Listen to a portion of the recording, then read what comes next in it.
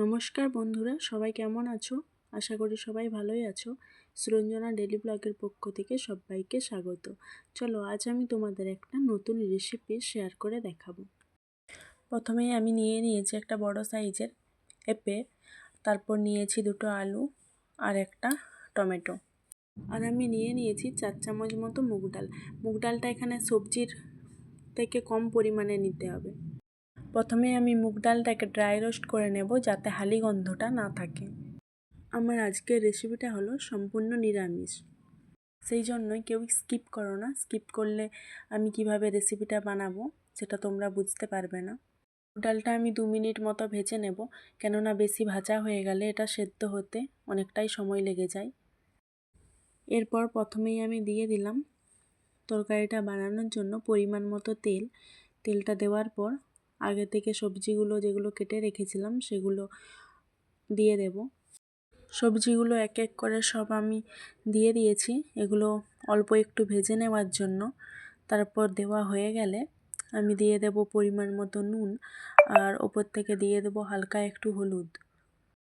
নুন আর হলুদটা দেওয়ার পর আমি ভালোভাবে এগুলো মিশিয়ে নেব। তারপর গ্যাসের ফ্লেমটা মিডিয়ামে রেখে সবজিগুলো ভালোভাবে ভেজে নেব।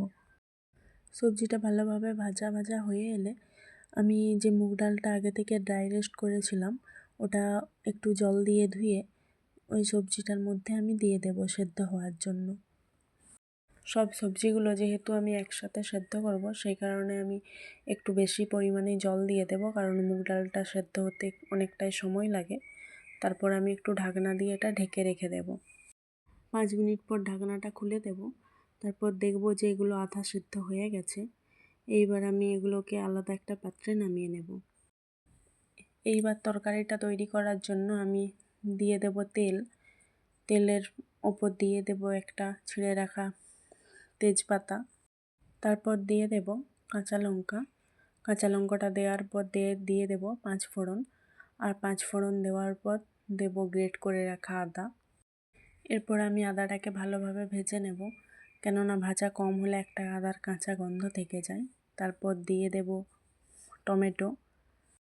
টমেটোগুলোও ভালোভাবে আমি ভেজে নেব। আর এদিকে আমি দিয়ে দেব 1 চামচ হলুদ গুঁড়ো, আর 2 চামচ লঙ্কার গুঁড়ো, আর 1 চামচ জিরে গুঁড়ো। এই মশলার পেস্টটা আমি ভেজে রাখা টমেটোগুলোর ওপর দিয়ে ভালোভাবে মশলাটা কষিয়ে নেব। অল্প একটু জল দিয়ে কষিয়ে নেব, তাহলে মশলার যে একটা কাঁচা গন্ধ সেটা আর থাকে না। মশলাটা কষানো হয়ে গেলে আমি আগে থেকে সেদ্ধ করা উপকরণগুলো দিয়ে দেব।